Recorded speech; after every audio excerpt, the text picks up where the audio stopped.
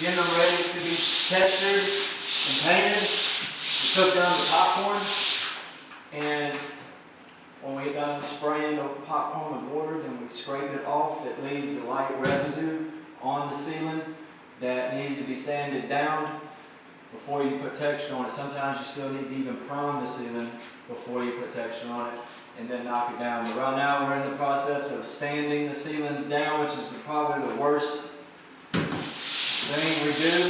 No, it's not snowing. It's What? sanding. Looks like it's snowing. Yeah, and it's snowing and it's all in your mouth. I usually wear a mask, but it's kind of hot, so I didn't feel like doing it. And I'm normally not in here this long. We'll sand it and get out of here a lot faster. Shooting the video, but sand it down.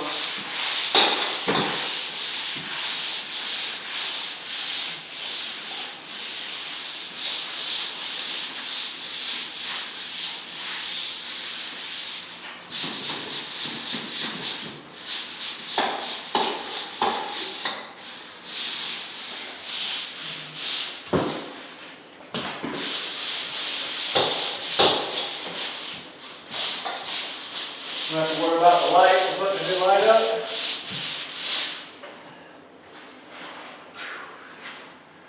Here's how to work it.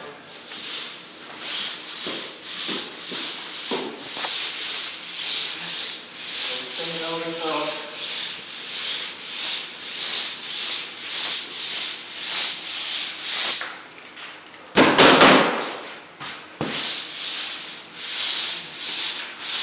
If you don't sand this, the texture is going to crack. It's not going to look good. But if you sand it, 70% of the time, you won't have to prime all the ceiling. But it is best to always prime the ceiling before you texture it. But like I said, sometimes you don't have to. It all depends on how much sheetrock dust is up here, how much volume you let it do it. But that's how you do it. Next steps, texturing. I'll show you that on the next video. It's Handyworks, Jason and Allison.